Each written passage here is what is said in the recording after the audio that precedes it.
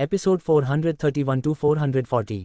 Click. अचानक स्थिति में एक बदलाव ने कमरे में मौजूद सभी लोगों को तुरंत सतर्क कर दिया क्योंकि उन्होंने अपनी बंदूकें पकड़ लीं और उन्हें दरवाजे पर तान दिया। गोली चलाओ, अर्जुन चौहान ने एक इशारा किया। हम म्याऊं म्याऊं म्याऊं। ये नए भर्ती हुए भाड़े के सैनिक सभी उलझन में अर्जुन चौहान को देखने लगे। इशारा गोली चलाने का लग रहा था, लेकिन गोली चलाओ का क्या मतलब था? क्या ये भारत के किसी हिस्से की बोली थी? पूरा का पूरा झुंड गड़बड़ है। अर्जुन चौहान ने अपने माथे पर हाथ मारा। मेरा मतलब था कि तुम उन सभी बेकार लोगों का ध्यान रखो। हाँ बॉस, बॉस। सभी चौंक गए। क्या उनका बॉस कंटीला मछली नहीं था? यह एशियाई युवक अचानक उनका बॉस कैसे बन गया? लगभग एक दर्जन भाड़े के सैनिकों ने अचानक कमरे में मौजूद दूसरे भाड़े के सैनिकों पर गोली चला दी। कमरे में मौजूद लोग कुछ समझ पाते इससे पहले ही वे जमीन पर गिर पड़े। क्या वे सभी साथी नहीं थे? वे अचानक कंटीला मछली को धोखा कैसे दे सकते हैं और उन पर गोली भी चला सकते हैं? ये सब क्या हो रहा था? कौन समझा सकता था? लेकिन अब उन्हें समझाने वाला शायद सिर्फ यम ही हो सकता था। कमरे में ज्यादा भाड़े के सैनिक नहीं थे और भ्रम में अचानक पकड़े जाने पर प्रतिक्रिया करने का मौका मिलने से पहले ही वे लगभग खत्म हो गए थे। अगर कुछ लोग जवाबी फायरिंग करने में कामयाब भी हुए तो वे सिर्फ अर्जुन चौहान के 2 आदमियों को घायल कर पाए। उनमें से एक तो अर्जुन चौहान के सामने आकर गोलियों से उसे बचाने के लिए कूद गया। हालांकि उस पल गोलियां किसी भी महत्वपूर्ण अंग पर नहीं लगी थीं। ये स्पष्ट था कि जब तक भुगतान सही था, ये भाड़े के सैनिक वास्तव में उसके लिए मरने को तैयार थे। वे इतनी आसानी से क्यों पलट गए? अर्जुन चौहान ने साहपूर्वक अनुमान लगाया कि शायद कंटीला मछली ने उनके पैसे नहीं दिए थे। नहीं तो अगर यह बात बाहर निकलती तो काशी क्षेत्र में कोई भी भविष्य में उन्हें अंगरक्षक के रूप में रखने की हिम्मत नहीं करता। क्या तुम ठीक हो? अर्जुन चौहान ने भाड़े के सैनिक को देखा। वह वास्तव में गोलियों से नहीं डरता था, लेकिन भाड़े के सैनिक का अपने शरीर से उसे बचाने का एक कार्य अभी भी काफी छूने वाला था, भले ही यह स्वार्थ से प्रेरित था। मैं ठीक हूँ। भाड़े के सैनिक ने अपनी छाती थपथपाई। हमारे शरीर सबसे सख्त होते हैं, ये चोट मच्छर के काटने से अलग नहीं है। अच्छे आदमी, अर्जुन चौहान ने लापरवाही से एक हीरा निकाला और उसे उसकी तरफ उछाल दिया। ये तुम्हारा हक है। भाड़े के सैनिक की आंखें तुरंत हैरानी से चमक उठीं। ये हीरा लगभग बटेर के अंडे जितना बड़ा था। इसके आकार और चमक के साथ, जब तक इसे कुशलता से काटा जाता, यह आसानी से 1 मिलियन अमेरिकी डॉलर दिला सकता था। उसने तो सिर्फ एक गोली से अर्जुन चौहान को बचाया था जो उसके पेट में लगी थी, जिससे उसके अंगों को भी कोई नुकसान नहीं हुआ था। क्या ये शॉट बहुत ज्यादा फायदेमंद नहीं था? बाकी लोग ईर्ष्या भरे भावों को छिपा नहीं पा रहे थे। अगर वे थोड़े तेज होते तो शायद वह हीरा अब उनका होता। वे तुरंत चौकस हो गए। किसी भी पल अर्जुन चौहान को गोलियों से बचाने के लिए तैयार, हीरे के लिए या किसी और चीज के लिए नहीं, बल्कि इसलिए कि उन्हें मानव ढाल बनना पसंद था। लेकिन इस बिंदु पर कमरे में उनके अलावा केवल 3 लोग ही खड़े थे। कंटीला मछली, एक चांदी के बालों वाला युवक, और उसके दोनों तरफ एक हरे बालों वाली लोली खड़ी थी। उनके सामने जमीन पर कई विकृत गोलियां पड़ी थीं, जैसे कि उन्हें किसी बहुत सख्त चीज पर चलाया गया हो।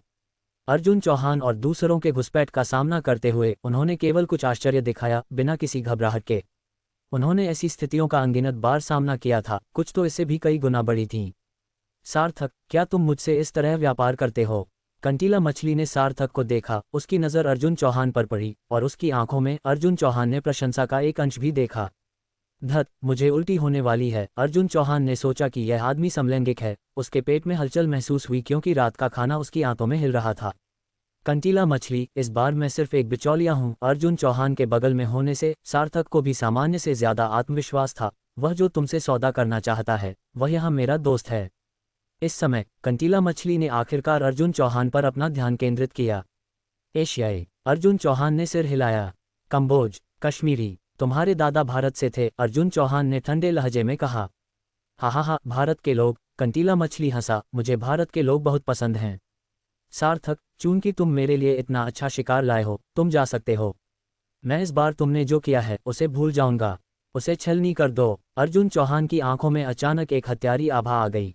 दादा, भाड़े के सैनिकों ने बिल्कुल भी संकोच नहीं किया और सीधे अपने पूर्व बॉस पर अपनी बंदूकें तान दी, जिसके बाद गोलियों की बौछार हुई। लेकिन उसी पल कंटीला मछली ने एक क्रूर मुस्कान दी और उसके बगल में मौजूद सफेद बालों वाला युवक अचानक एक परछाई में बदल गया, तेजी से उसके सामने आ गया। सभी भाड़े के सैनिक, सार्थक सहित, दंग रह गए। उन्होंने पहले ऐसी घटना कहाँ देखी थी?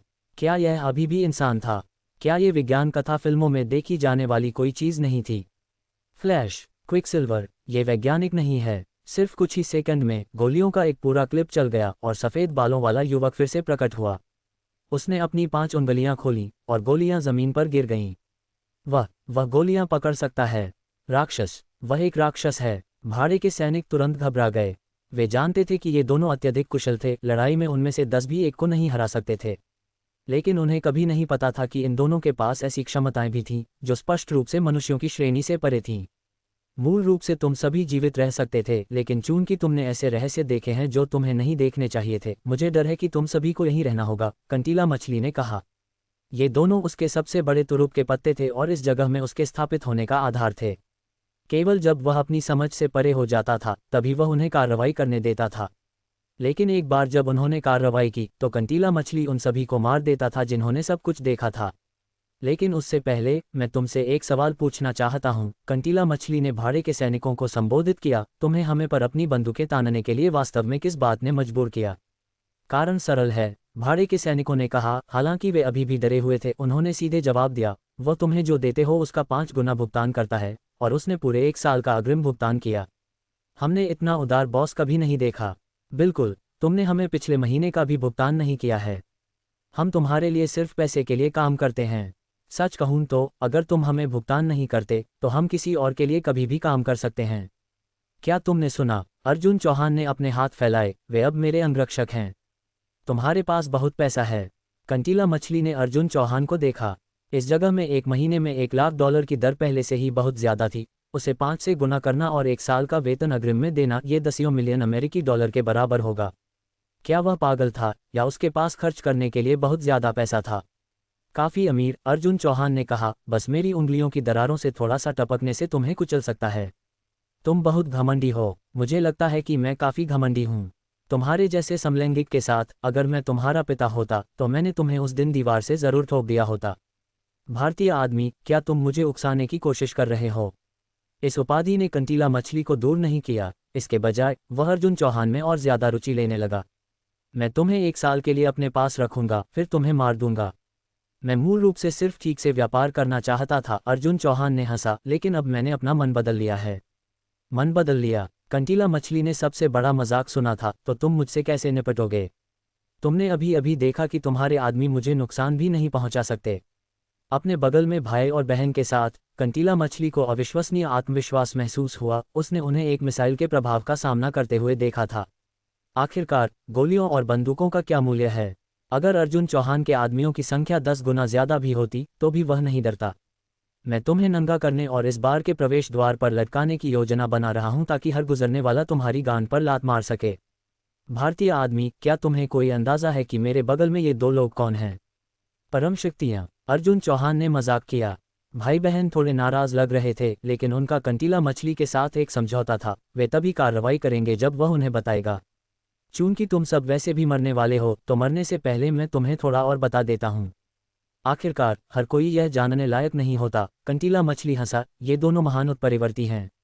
यह मत सोचो कि विज्ञान कथा फिल्मों में सब कुछ नकली होता है। मैं तुम्हें बता रहा हूं, ये सब सच है। ओह, अर्जुन चौहान ने उदासीनता से जवाब दिया, मैं समझ गया। और फिर क्या? और फिर क्या? कंटीला मछली वहीं पर शॉर्ट सर्किट हो गया। क्या ये किसी व्यक्ति की सामान्य प्रतिक्रिया है? जो लोग उसे अतीत में मारने की कोशिश करते थे, उन्होंने जब ये पता चला तो तीव्र भय और सदमा दिखाया, और कंटीला मछली अपने दुश्मनों से इस तरह की भावना का वास्तव में आनंद लेता था। लेकिन अर्जुन चौहान की प्रतिक्रिया ने उसे ऐसा महसूस कराया जैसे वह कपास पर मुक्का मार रहा हो। अजीब शांति है ना? शर्मिंदगी महसूस हो रही है। अर्जुन चौहान ने मजाक उड़ाया। सार्थक और उसके बगल में मौजूद भाड़े के सैनिक अवाक थे। उनका बॉस इतना बेवकूफ क्यों दिख रहा था? ऐसे समय में मजाक कर रहा था। क्या वह मजाक करते करते अपनी टांगें तुड़वाने से नहीं डरता था? असल में मेरे पास भी अलौकिक क्षमताएं हैं, अर्जुन चौहान ने कहा। सार्थक ने अपनी आंखें घुमाईं। वह पहले ही जानता था कि अर्जुन चौहान की अलौकिक क्षमता अमीर होना था। लेकिन क्या वह जो कीमत बताता वह उन दोनों को लुभा सकती थी? वह दोनों की क्षमताओं की पूरी सीमा नहीं जानता था, लेकिन उसे एक मोटा अंदाजा था। नग्न हाथों से गोलियां पकड़ने में सक्षम होना, इसका मतलब था कि उनकी दृश्य तीक्ष्णता, शारीरिक शक्ति, सजगता, गति और अन्य संकेतक कम से कम दर्जनों गुना ज्यादा थे, अगर बहुत ज्यादा नहीं तो साधारण मनुष्यों से। ऐसे लोग, चाहे वे कुछ भी करें, उन्हें काम पर रखने के लिए हमेशा कोई न कोई बहुत सारा पैसा देने को तैयार रहता था। इस दुनिया में निश्चित रूप से बहुत से लोग हैं जिन्हें सुरक्षा की जरूरत है और जो कंटीला मछली से ज्यादा अमीर हैं। लेकिन उन्होंने कंटीला मछली का पालन करना चुना, जिसका मतलब था कि उसके पास कुछ ऐसा था जिसमें उनकी रुचि थी। मेरी क्षमता बहुत ज़्यादा अमीर होना है। मैं इन भाड़े के सैनिकों और अंगरक्षकों को अपने अंगरक्षक बना सकता हूँ और उनसे स्वेच्छा से मुझे बॉस कहलवा सकता हूँ। क्या तुम यह मानते हो? हा हा हा। कंटीला मछली फिर से हंसा। ठीक है, मैं तुम्हें 10 मिनट देता हूँ। मैं वास्तव में देखना चाहता हूँ कि तुम्हारी नकदी की क्षमता कितनी शक्तिशाली है। भाई और बहन, उसने तुम्हें कितना पेश किया? अर्जुन चौहान 10 गुना भुगतान करेगा। अर्जुन चौहान। कंटीला मछली ने माथे पर बल डाला। हालांकि वे इस जगह में हमेशा युद्ध में रहते थे, वे फिर भी हर दिन अंतर्राष्ट्रीय समाचार देखते थे। आखिरकार उन्होंने युद्ध से धन कमाया, और अगर इस क्षेत्र में युद्ध फैलता या रुकता तो उन्हें निश्चित रूप से बाहर निकलने का कोई और रास्ता तलाशना पड़ता। भले ही उसने ज्यादा ध्यान नहीं दिया, लेकिन वह जानता था कि अर्जुन चौहान वह पौराणिक दुनिया का सबसे अमीर आदमी था जिसे अविश्वसनीय रूप से अमीर और सर्वशक्तिमान कहा जाता था। 1 साल के लिए 100 मिलियन अमेरिकी डॉलर। युवक ने लापरवाही से कहा। मेरे लिए काम करो, मैं तुम्हें 1 साल के लिए 1 बिलियन अमेरिकी डॉलर दूंगा, रोजगार पर सामाजिक बीमा और आवास निधि योगदान के साथ। कभी भी तुम्हारे वेतन का बकाया नहीं रखूंगा, और ऊपर से साल के अंत में बोनस भी। कैसा रहेगा? बेवकूफ, कंटीला मछली ने खुद से बड़बड़ाया। 1 बिलियन का तो छोड़ो, 10 बिलियन अमेरिकी डॉलर भी भाई और बहन के लिए बहुत कम आकर्षण रखते थे। कंटीला मछली उनसे 4 साल पहले मिला था। लड़के का नाम काबू था और लोली का नाम एलिसा था। वे एक गुप्त प्रयोगशाला के विशेष उत्पाद थे, मनुष्यों द्वारा मनोवैज्ञानिकों को बनाने का एक प्रयास। हालांकि अमेरिका से उत्परिवर्ती की पहली पीढ़ी की तरह वे भी असफल उत्पाद थे। हालांकि उन्होंने एक मानवीय रूप और शक्तिशाली क्षमताएं बनाए रखीं, उनके शरीर तीव्र विकास का सामना नहीं कर सकते थे क्योंकि यह वृद्धि उच्च गति आनुवंशिक विकास पर बनी थी। नतीजतन उनकी कोशिकाएं लगातार क्षय हो रही थीं। काबू ने उच्च गति की क्षमता को जगाया था। वह मानव दृष्टि की सीमा से कहीं ज्यादा तेजी से चल सकता था, और उसका शरीर अविश्वसनीय रूप से टिकाऊ हो गया था। ब्लेड और आग्नेयास्त्रों का प्रतिरोधी था और एंटी मटीरियल हथियारों के प्रभाव का सामना करने में सक्षम था। एलिसा नाम की लोली ने एक आध्यात्मिक शक्ति को जगाया था। वह अपने विचारों से एक टैंक को कुचल सकती थी और मिसाइल हमलों को रोकने के लिए बाधाएं बना सकती थी। एक प्रयोग के दौरान एलिसा की शक्ति उन सीमाओं से ज्यादा हो गई जो उपकरण सहन कर सकते थे, जिससे पूरा अनुसंधान आधार बराबर हो गया। जीवित रहने के लिए भाई बहन दुनिया भर में घूमने लगे। उन्हें आधार के खंडहरों में एक दवा मिली जो उनके शरीर को ढहने से रोक सकती थी, एक जटिल पौधे का अर्क जिसे उच्च सटीक उपकरणों की आवश्यकता थी, जिसे वे खुद से बनाने का कोई तरीका नहीं था। यह एक संयोग था जिसने उन्हें एक साथ लाया। कंटीला मछली का व्यवसाय सिर्फ हथियारों का व्यापार नहीं था। अपने पारिवारिक संबंधों के कारण उसके पास विशेष चैनलों तक भी पहुंच थी। गुप्त संगठनों से असफल प्रयोगात्मक उत्पाद उन संस्थाओं के लिए सिर्फ कचरा थे, लेकिन कुछ विशिष्ट समूहों के लोगों के लिए वे खजाने थे। हथियार बेचते समय कंटीला मछली असफल आनुवंशिक दवाओं का भी सौदा करता था जो मानव क्षमता को जगा सकती थीं। इन दवाओं में वह अर्क था जो एलिसा और उसके भाई के जीवन को बनाए रखने में मदद कर सकता था। उन तीनों ने इस तरह के एक असाधारण तरीके से एक साथ आए। उन्होंने कंटीला मछली की सुरक्षा सुनिश्चित की, और बदले में उसने उन्हें वह दवा प्रदान की जिसकी उन्हें जरूरत थी। इन वर्षों में वे न केवल जीवित रहे थे, बल्कि उनकी जागी हुई शक्तियां भी मजबूत हो गई थीं, यहाँ तक कि भगवान स्तरीय मनोवैज्ञानिकों की दहलीज को भी पार कर गई थीं। जहाँ तक 100 मिलियन अमेरिकी डॉलर के वार्षिक वेतन का सवाल था, ये केवल एक प्रतीकात्मक इशारा था। कंटीला मछली देने को तैयार था और उनके पास मना करने का कोई कारण नहीं था। लेकिन उनके लिए कंटीला मछली का एक अपूरणीय महत्व था। भले ही उन्हें 10 बिलियन अमेरिकी डॉलर की पेशकश की जाती, वे लुभाते नहीं। ये कंटीला मछली के आत्मविश्वास का स्रोत था। उसके बिना वे कोशिकाओं के दहने से मरने से पहले केवल कुछ महीनों तक ही जीवित रह सकते थे। अगर मैं गलत नहीं हूं तो तुम्हारे शरीर की कोशिकाएं हमेशा एक अस्थिर स्थिति में होती हैं, लगातार दहने की कगार पर होती हैं, है ना? तुम्हें कैसे पता चला? अर्जुन चौहान की उनकी समस्या को पहचानने की सटीकता ने भाई बहन को चौंका दिया। क्या ऐसा हो सकता है कि तुम भी? नहीं, मैं नहीं हूं। बकवास मत करो। अर्जुन चौहान ने तुरंत 3 बार इनकार किया। हालांकि तुम यह विचार कर सकते हो कि इस समलैंगिक के पीछे चलने से तुम फिलहाल मरोगे नहीं, लेकिन तुम्हें अपनी कोशिकाओं को बनाए रखने के लिए एक निश्चित दवा पर निर्भर रहना होगा। एक बार जब वह आपूर्ति काट दी जाती है तो तुम वैसे भी मर जाओगे। लेकिन अगर तुम मेरे पीछे आते हो, अर्जुन चौहान ने कहा, एक रहस्यमय मुस्कान दिखाते हुए, मैं तुम्हारे शरीर में खामियों को ठीक कर सकता हूं और यहां तक कि तुम्हें और मजबूत होने में मदद कर सकता हूं। ये सुनकर काबू और एलिसा की आंखें लगभग चमक उठीं। वह दवा जिसने उनकी कोशिकाओं के दहने को रोक दिया था, वह अनिवार्य रूप से मृत कोशिकाओं को बदलने के लिए कोशिका विभाजन की दर को बढ़ा देती थी। क्योंकि उनकी कोशिकाएं लगातार मर रही थीं, उनके शरीर हमेशा दर्द में रहते थे। हालांकि इतने सालों के बाद उनकी दर्द की नसें कुछ हद तक सुन्न हो गई थीं। फिर भी इस पल उन्होंने अपने शरीर में एक अभूतपूर्व आसानी महसूस की। उन्होंने महसूस किया कि शारीरिक दर्द से मुक्त दुनिया एक पल में इतनी अद्भुत रूप से सुखद हो सकती है। वे निश्चित थे कि इस तरह की गोली वास्तव में उनके शरीर को जड़ से ठीक कर रही थी। तुम्हारे पास ऐसी और कितनी हैं?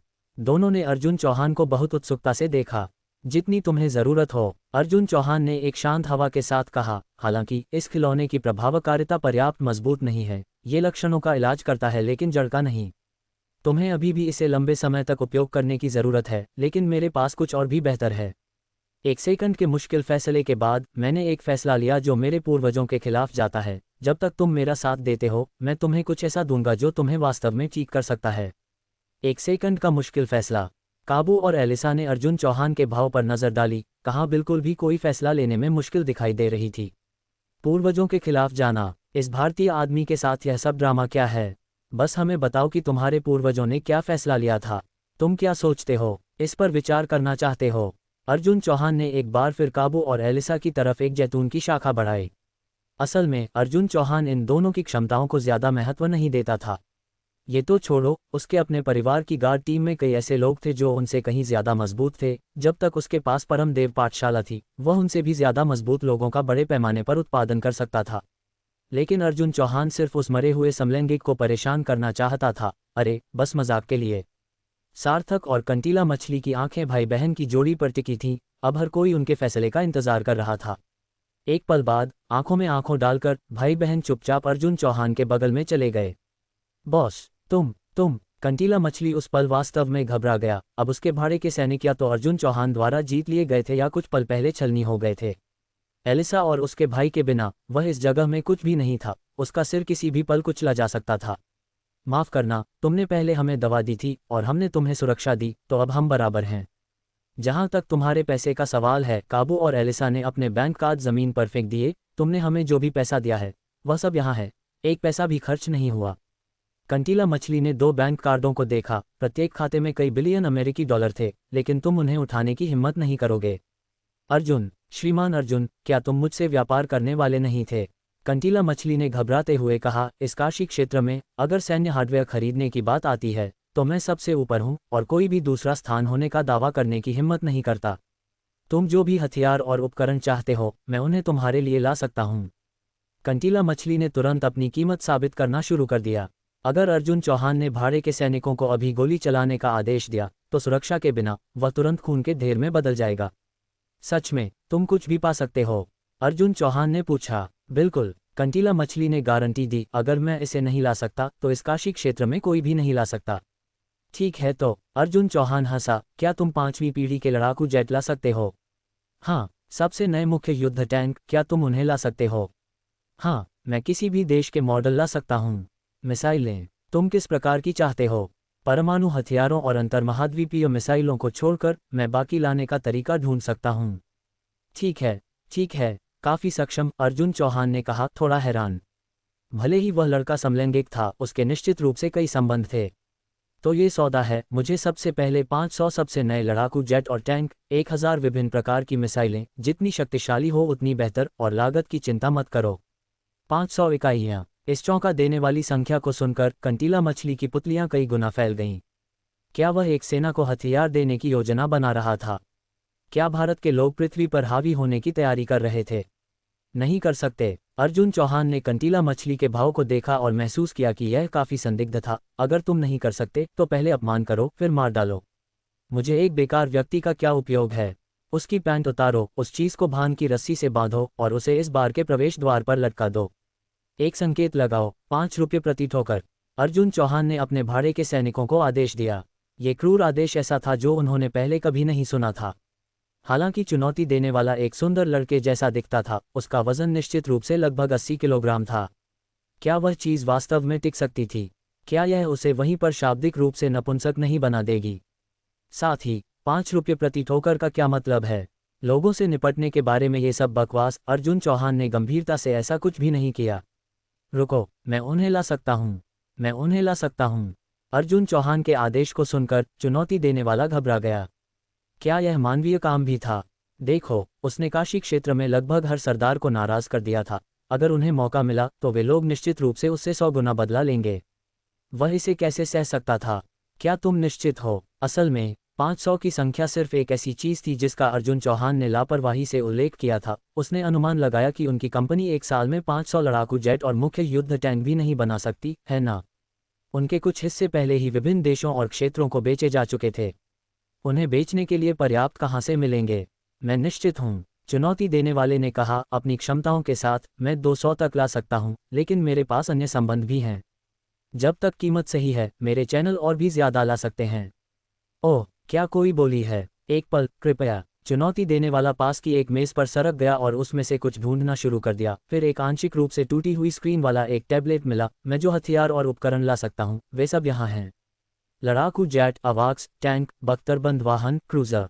अर्जुन चौहान ने देखा, कम से कम एक दर्जन प्रमुख श्रेणियां और सैकड़ों उपश्रेणियां देखी। मुझे निश्चित रूप से आकाश सोआ मॉल से श्रीमा को तुम्हारे लिए एक प्रमुख स्टोर खोलने के लिए कहना होगा। तुम उद्योग में नंबर 1 बन जाओगे। अर्जुन चौहान ने लड़ाकू जेट श्रेणी खोली, 5वीं पीढ़ी के लड़ाकू जेट अनुभाग का चयन किया। F-22, लागत 150 मिलियन अमेरिकी डॉलर है, विक्रय मूल्य 278 मिलियन अमेरिकी डॉलर है। F-35, ABC 3 प्रकार हैं, लागत क्रमशः 120 मिलियन, 150 मिलियन और 135 मिलियन अमेरिकी डॉलर है, विक्रय मूल्य क्रमशः 193 मिलियन, 235 मिलियन और 218 मिलियन अमेरिकी डॉलर है। सुखोई Su-57, लागत 40 मिलियन अमेरिकी डॉलर है, विक्रय मूल्य 79.2 मिलियन अमेरिकी डॉलर है। X-2, 80 मिलियन अमेरिकी डॉलर, विक्रय मूल्य 138 मिलियन अमेरिकी डॉलर है। कई देशों के पास 5वीं पीढ़ी के लड़ाकू जेट की तकनीक नहीं है, इसलिए सूची में 10 से कम प्रकार के लड़ाकू जेट शामिल थे। भारत की जियांग श्रृंखला को छोड़कर, जो बिक्री के लिए नहीं थे, दुनिया भर में लगभग सभी सक्रिय 5वीं पीढ़ी के लड़ाकू जेट उपलब्ध थे। ये कीमतें वास्तव में सस्ती नहीं हैं, अर्जुन चौहान ने बड़बड़ाया, लागत मूल्य से लगभग दोगुना। श्रीमान अर्जुन, यह एक आवश्यक बुराई है। एक लड़ाकू जेट प्राप्त करने के लिए प्रक्रिया के हर हिस्से को संबंधों की जरूरत होती है। एक जेट के लिए जिसकी लागत 100 मिलियन अमेरिकी डॉलर है, मैं उस पर ज्यादा से ज्यादा 20 मिलियन अमेरिकी डॉलर ही कमा सकता हूँ। लाभ मार्जिन उतना ज्यादा नहीं है। अर्जुन चौहान ने सिर हिलाया। देखो, भारत में वे प्रभावशाली लोग बिक्री पर कम से कम 30% कमीशन कमाते हैं। उनकी तुलना में चुनौती देने वाला काफी ईमानदार विक्रेता था। क्या इसे संचालित करना जटिल है? अर्जुन चौहान उत्सुक था कि वे इतने बड़े सौदे को कैसे अंजाम देते हैं। असल में तरीका काफी सरल है। आधिकारिक चैनलों के माध्यम से ऑर्डर देते समय हम बस कुछ पैसे देते हैं ताकि कुछ अतिरिक्त जेट ऑर्डर कर सकें। फिर हम अपना कमीशन लेते हैं और उन देशों के खरीद विभागों को रिश्वत देते हैं। हर बार 2 या 3 जेट सुरक्षित करने का प्रबंधन करते हैं। आपके पास अभी कितने हैं? 5वीं पीढ़ी के लड़ाकू जेट के लिए मेरे पास कुल 263 हैं। अगर आप केवल 4थी पीढ़ी के लड़ाकू जेट चाहते हैं तो मैं आपको 500 आसानी से दिला सकता हूं। रहने दो, मुझे उस कबाड़ में कोई दिलचस्पी नहीं है, अर्जुन चौहान ने कहा। इन सभी को मेरी कार्ट में जोड़ो। कार्ट? चुनौती देने वाला उलझन में था। मेरा मतलब है, मैं ये सभी लड़ाकू जेट चाहता हूँ। चुनौती देने वाला बहुत खुश हुआ। एक लड़ाकू जेट बेचना बेहद चुनौतीपूर्ण था। कभी कभी खरीदार अपने ऑर्डर देने के बाद अचानक मर भी जाते थे, जिससे ऐसी घटनाएं बहुत आम हो जाती थीं। इस वजह से उसके पास हथियारों के उपकरणों का एक अधिशेष था।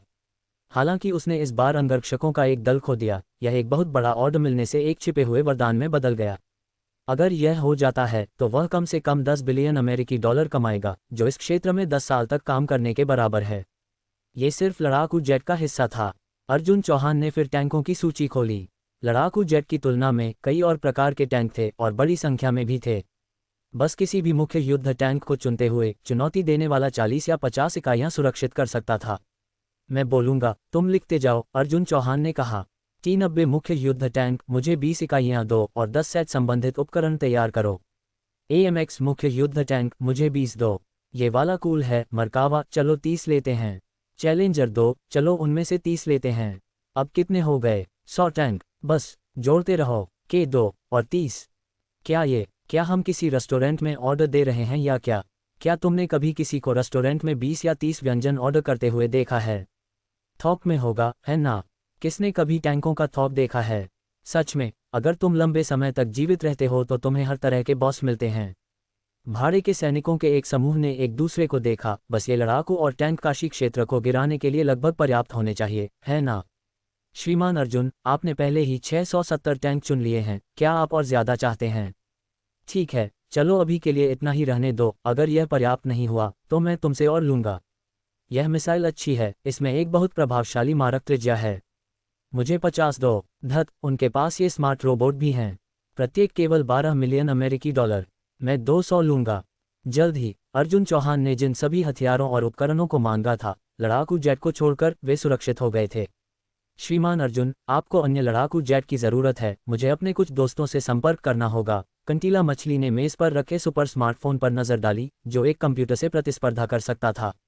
जैसा तुम चाहो, अर्जुन चौहान ने लापरवाही से कहा। भले ही कंटीला मछली लोगों को बुलाने के लिए फ़ोन करता, वह बिल्कुल भी चिंतित नहीं था। ज़्यादा का मतलब बस इकट्ठा करने के लिए ज़्यादा सिर थे। डिंक्स, मैं कंटीला मछली हूँ। मुझे पता चला है कि तुम्हारे पास 40 से ज़्यादा 5वीं पीढ़ी के लड़ाकू जेट हैं।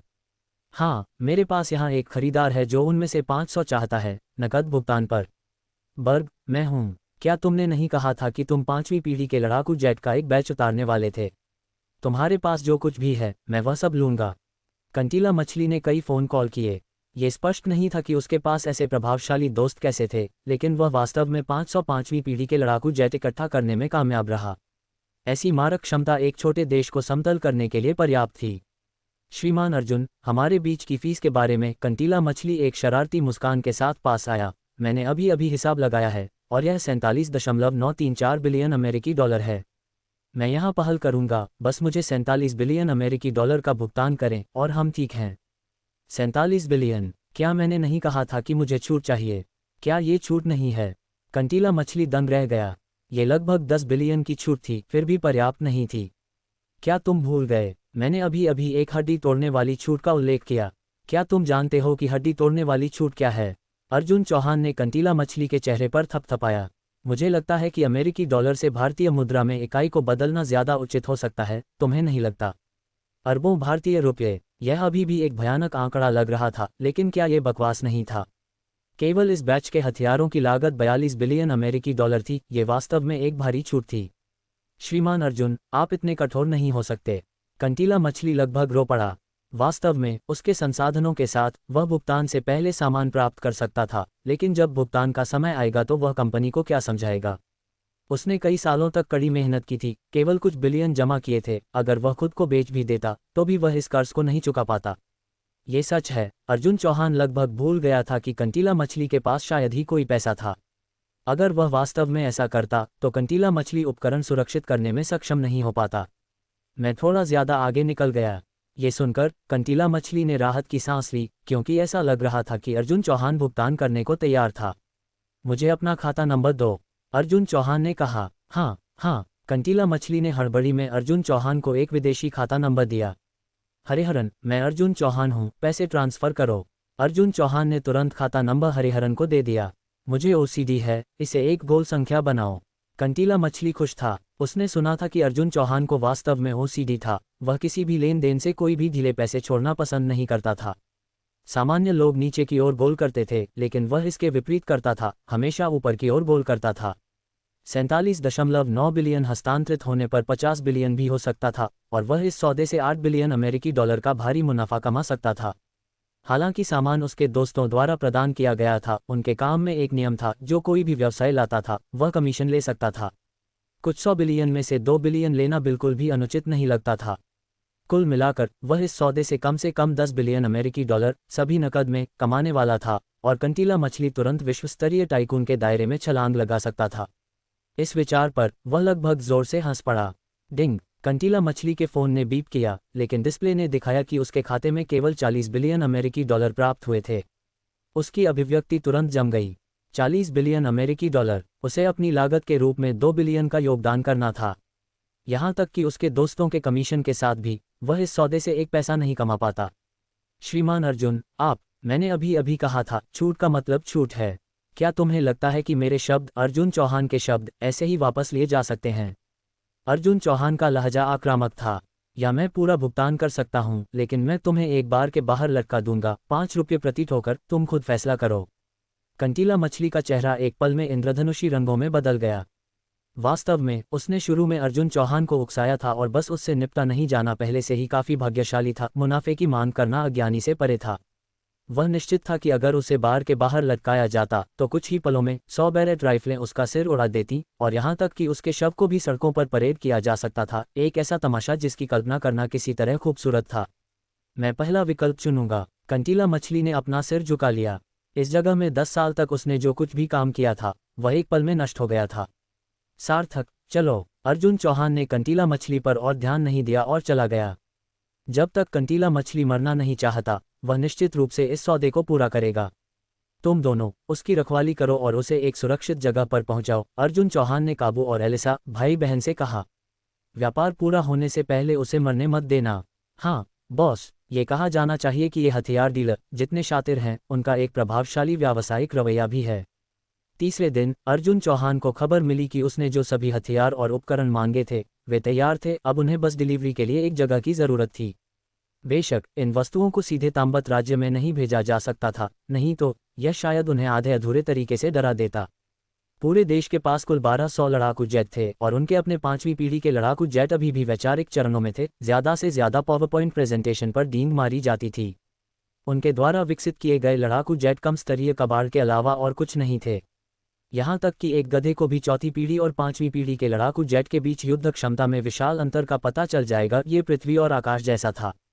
भले ही एक 5वीं पीढ़ी का लड़ाकू जेट 10 चौथी पीढ़ी के लड़ाकू जेट को आसमान से न गिराए, एक वास्तविक लड़ाई में पहले वाले से कुछ लंबी दूरी की मिसाइलें और तुम उनकी थकावट की भी गंध नहीं पकड़ पाओगे। 505वीं पीढ़ी के लड़ाकू जेट पूरी तरह से तांबत राज्य के पूरे लड़ाकू बेड़े को हरा सकते थे। इसके अलावा कुछ 100 टैंक और हजारों मिसाइलें, नज़र में कौन गीला नहीं करेगा।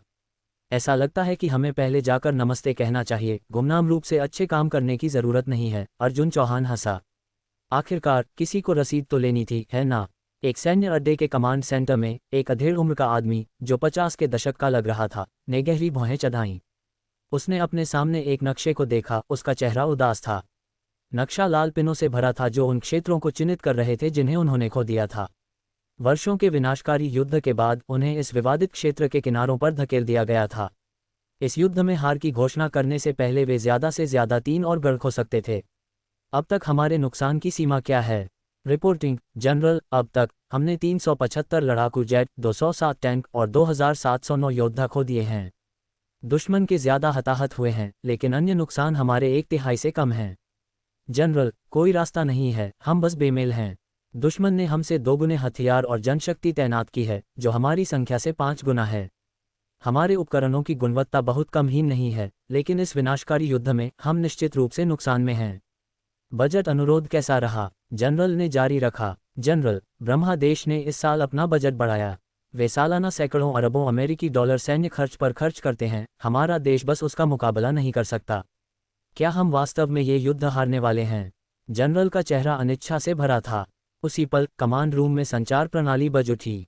जनरल, हमें एक अज्ञात फ्रीक्वेंसी से एक ट्रांसमिशन प्राप्त हुआ है। क्या ये ब्रह्मा देश से है?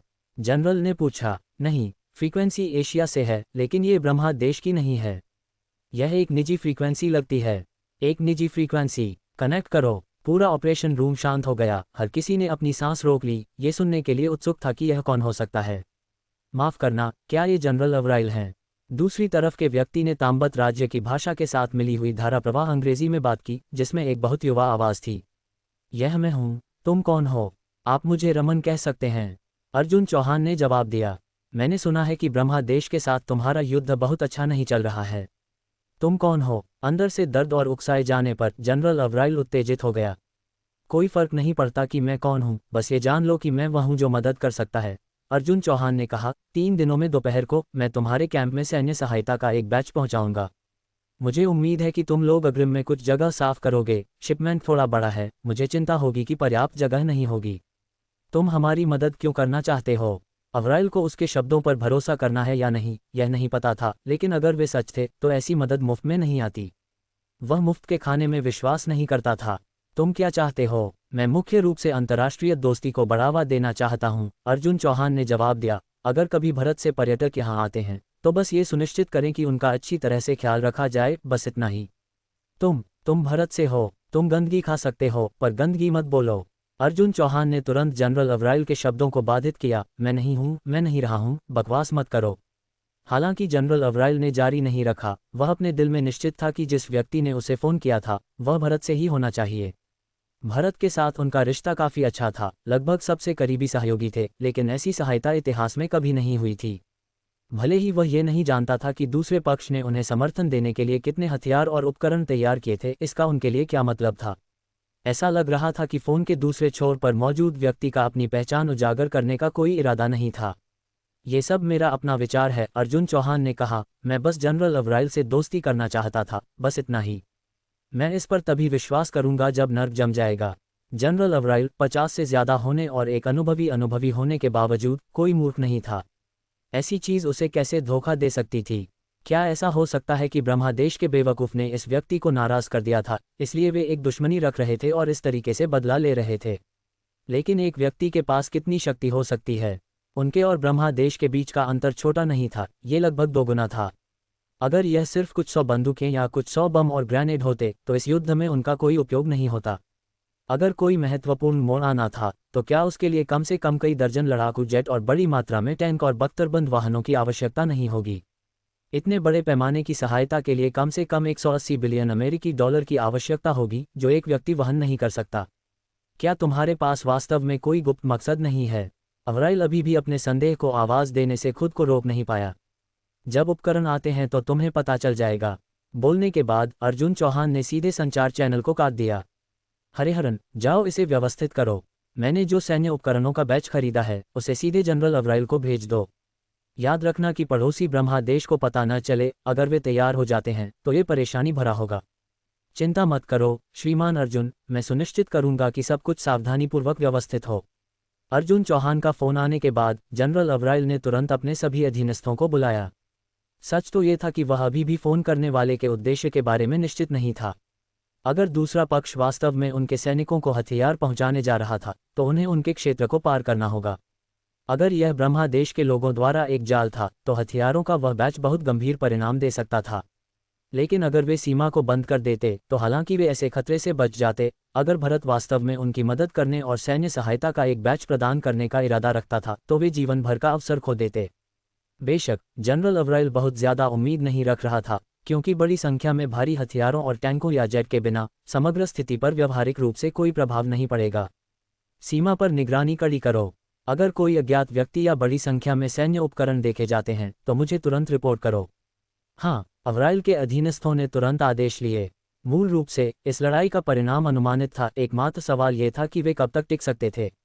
अब वे एक चमत्कार का इंतजार कर रहे थे। पहले दिन कुछ नहीं हुआ, दूसरा दिन भी वैसा ही था, और जैसे ही तीसरे दिन शाम हुई ज्यादातर लोगों ने धैर्य खो दिया था। उस रहस्यमय भारत के आदमी ने कहा था कि 3 दिनों के भीतर सैन्य उपकरणों का एक बड़ा बैच पहुंचाया जाएगा, और 3 दिनों का अंत तेजी से आ रहा था, जिससे ऐसा लग रहा था कि यह सिर्फ एक मजाक था। आसमान धीरे धीरे गहरा गया और गश्त करने वाले पायलट लौटने की तैयारी कर रहे थे, क्योंकि इस अराजकता के क्षेत्र में रात में उड़ान मिशन करना अपेक्षाकृत ज्यादा खतरनाक था। अपनी चौकसी कम मत होने दो। हालांकि यह यहाँ मोर्चे की तुलना में बहुत ज़्यादा सुरक्षित है, तुम्हें हमेशा डिफेंस सिस्टम पर ध्यान देना चाहिए। हाँ जनरल, हमेशा की तरह डिफेंस कमांड सेंटर में योद्धाओं ने डिफेंस सिस्टम के रात के मोड को सक्रिय कर दिया, जो उनकी निगरानी में हवा और ज़मीन दोनों पर लक्ष्य के लिए उनकी नाकाबंदी को तोड़ना लगभग असंभव बना देता था। क्या तुम लोगों ने सुना है? हमारे जनरल अवराइल को कुछ दिन पहले एक रहस्यमय कॉल आया था जिसमें कहा गया था कि 3 दिनों के भीतर सैन्य उपकरणों का एक बैच आ जाएगा। रात गहरी हो गई और उबे हुए अधिकारी और योद्धा बेकार में बात करने लगे। क्या ये बकवास नहीं है? कौन हमें अचानक सुदृढ़ीकरण देगा? दूसरे देश जितना ज़्यादा बड़ा शो होगा उतना ही ज़्यादा आनंद लेंगे, शायद कुछ फ़ायदे हासिल करने का मौका भी लेंगे। मैंने इसके बारे में सुना है, ये पहले से ही तीसरा दिन है। अगर वे वास्तव में मदद भेजने वाले होते तो अब तक पहुंच जाती। हमारे जनरल को मूर्ख बनाया गया होगा। बस बहुत हुआ, गपशप करना बंद करो। क्या तुम जनरल से संबंधित मामलों पर लापरवाही से चर्चा करने की स्थिति में हो? ... बीप बीप बीप बीप। तभी उनका डैशबोर्ड हिंसक रूप से बजने लगा। पूरा कमरा लाल बत्तियों से चमक रहा था। क्या हो रहा है? रात में दुश्मन का हमला।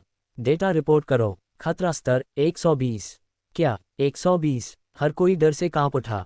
ये खतरा सूचकांक डिफेंस सिस्टम के डेटा को दर्शाता है, जिसमें संख्या उस पल में उनके सामने आने वाले खतरे की गंभीरता को दर्शाती है।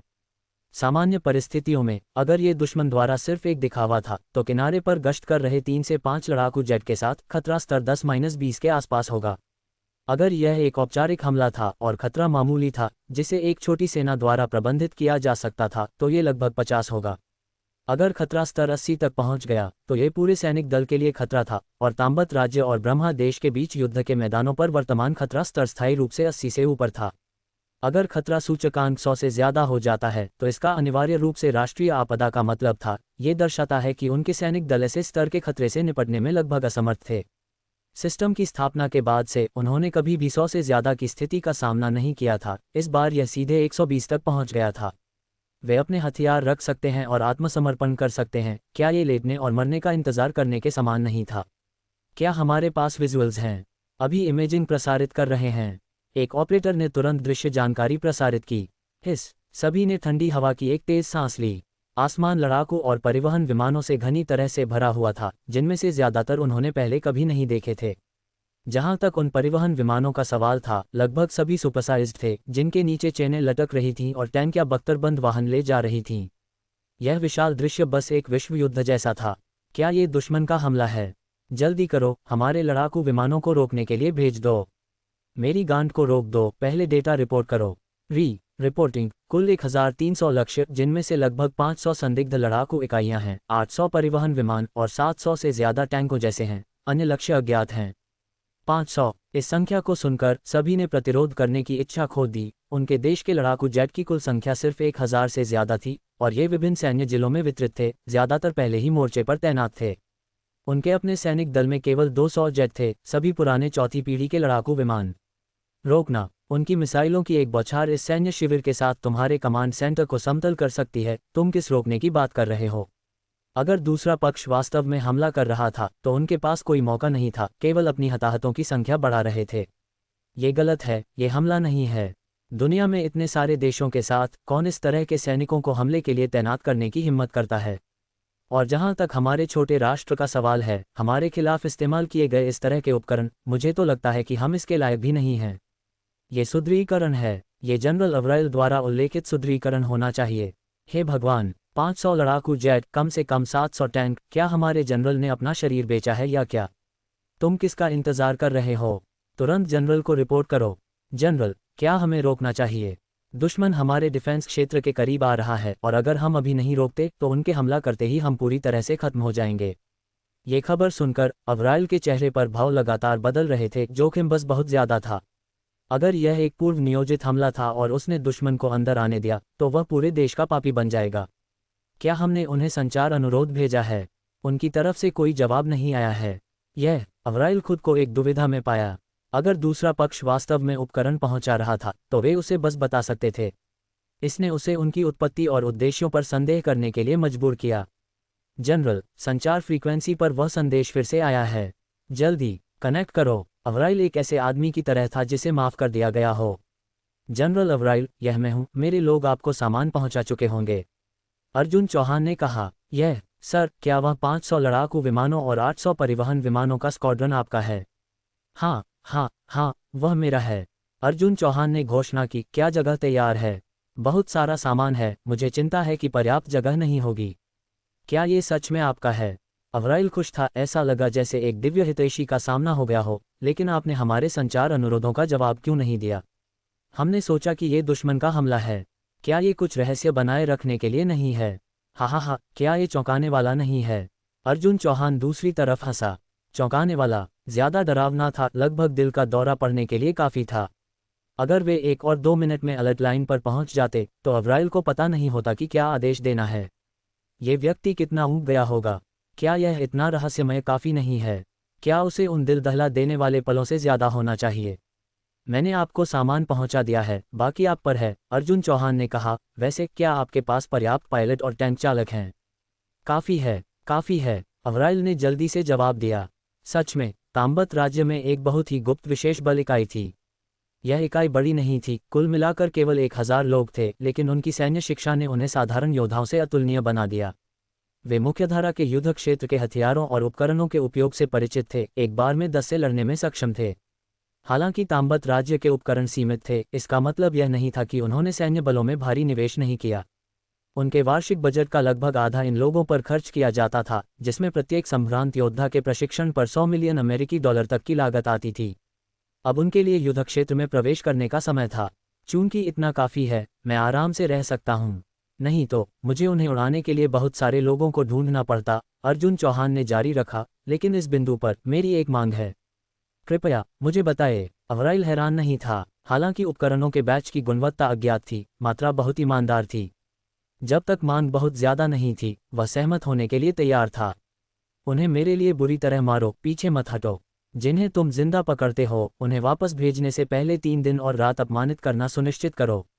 अवराइल, जिसने एक भाषण तैयार किया था, अचानक भूल गया कि क्या कहना है। ये किस तरह की मांग थी? यहाँ तक कि अगर उसने इसका उल्लेख नहीं किया होता तो भी वे वैसे भी बुरी तरह से मारते। इन वर्षों में उन्होंने पर्याप्त अपमान और गुस्सा सहन किया था। उन्हें एक आउटलेट की जरूरत थी। जहां तक उन लोगों का अपमान करने का सवाल था, जबकि युद्ध में युद्ध बंदियों को अपमानित करना बेईमानी था, अपमान शारीरिक और मानसिक दोनों हो सकता था। उन्हें बस बिना सबूत का कोई निशान छोड़े मानसिक रूप से उन्हें तबाह करने की जरूरत थी। निश्चिंत रहें, हम निश्चित रूप से उन्हें बुरी तरह मारेंगे। ओह, अपमान की विधि के बारे में मैंने आपके सिस्टम को एक दस्तावेज भेजा है। समय आने पर बस इसका पालन करें। मैं अब बीजीएमआई खेलने जा रहा हूं, अलविदा।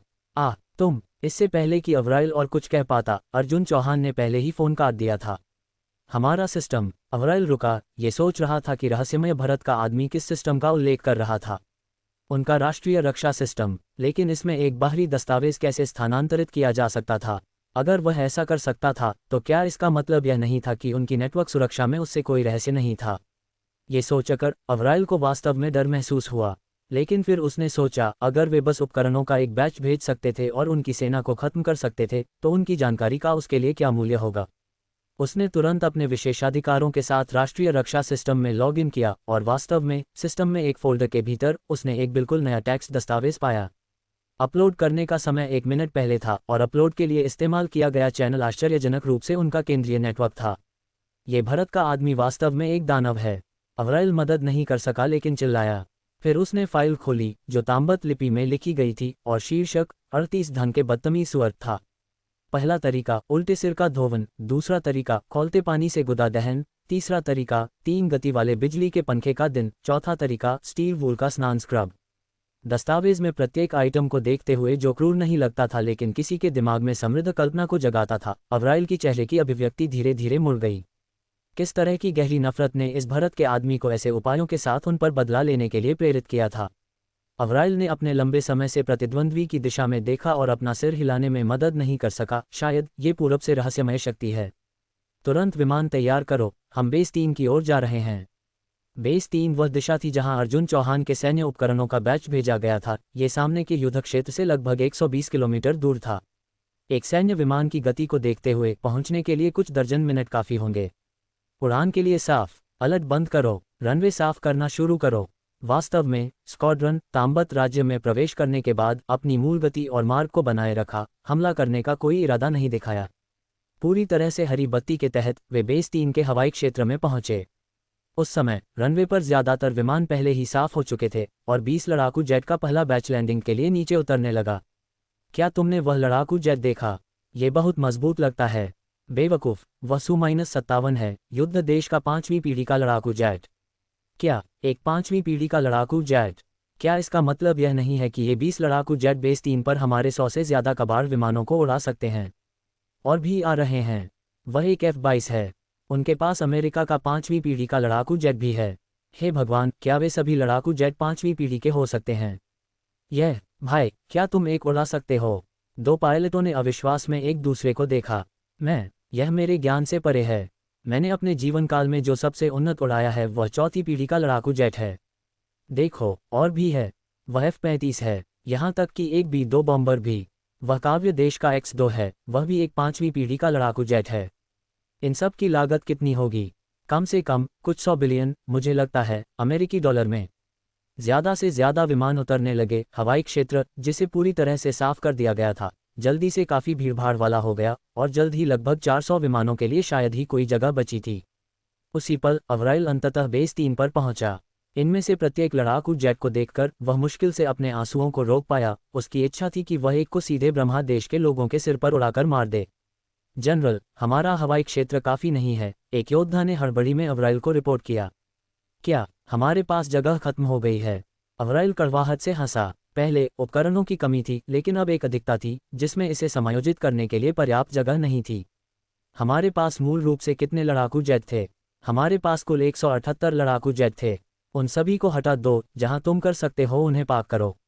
जब तक लोग सुरक्षित हैं, यहां तक कि घाटियों में जेट छोड़ना भी ठीक है। अवराइल आज की तरह कभी भी इतना फालतू नहीं रहा था। 505वीं पीढ़ी के लड़ाकू विमान, हमें उन कबाड़ों की क्या जरूरत है? उन्हें भूल जाओ, उन सभी को भूल जाओ। ताम्बत राज्य के तीसरे बेस के योद्धाओं ने सभी उपकरण प्राप्त करने के लिए भोर तक व्यस्तता से काम किया। हालांकि हर किसी के चेहरे पर कुछ थकान दिखाई दे रही थी, इस थकावट के भीतर एक हल्की उत्तेजना छिपी हुई थी। किसने कभी ऐसे उन्नत उपकरण देखे थे? ज्यादा से ज्यादा उन्होंने इसे उन हथियार विशेषज्ञों के पीपीटी पर ही देखा था, जो ऐसे डींग मारते थे जैसे कि वे दैवीय रूप से प्रेरित थे, फिर भी एक भी चीज का उत्पादन नहीं कर सकते थे और हर दिन एक सपने में रहते थे। लेकिन आज ये सभी चीजें वास्तव में उनकी आंखों के सामने दिखाई दी, और कुछ उपकरण उन पीपीटी में देखे गए से भी ज्यादा भयंकर थे।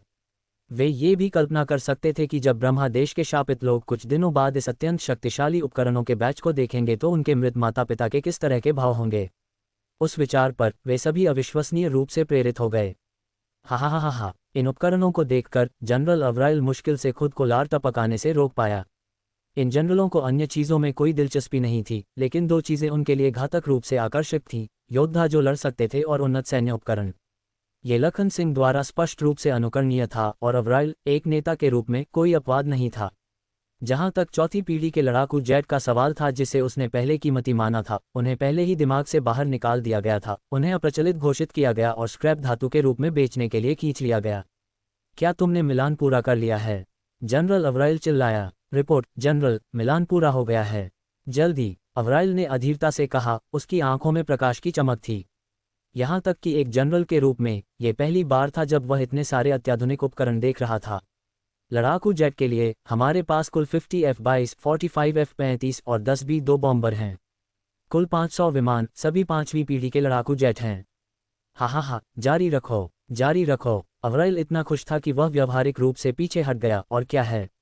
20 T-90 मुख्य युद्धक टैंक, 20 AMX मुख्य युद्धक टैंक, 30 मरक्वा मुख्य युद्धक टैंक, 30 चैलेंजर 2 मुख्य युद्धक टैंक। कुल 670 टैंक, सभी विश्वस्तरीय मुख्यधारा के युद्धक टैंक हैं। प्रत्येक टैंक में बड़ी मात्रा में संगत उपकरण और उपभोग्य वस्तुएं भी आती हैं। इनके अलावा हजारों मिसाइलें हैं, जिनमें ... एक सूची पड़ी गई, और मिलान के लिए जिम्मेदार योद्धा ने अपने होठों को सूखते हुए पाया। किस तरह का व्यक्ति इन उपकरणों को प्रदान कर सकता था? यहां तक कि एक देश भी यह सब आपूर्ति नहीं कर सकता था, है ना? कुल कीमत 100 बिलियन अमेरिकी डॉलर के करीब होनी चाहिए, है ना? ब्रह्मा देश के किस बेवकूफ ने भरत के उस रहस्यमय व्यक्ति को नाराज किया? ये वास्तव में अपनी खुद की मौत को लक्षित कर रहा है, और उन्होंने इसे बहुत सटीक रूप से पाया। अगर मैं ब्रह्मा देश का जनरल होता तो मैं उसे सबसे पहले मार डालता। अवराइल शुक्रगुजार था कि यह घटना ताम्बत राज्य में नहीं हुई थी, नहीं तो वे दुर्भाग्यशाली होते।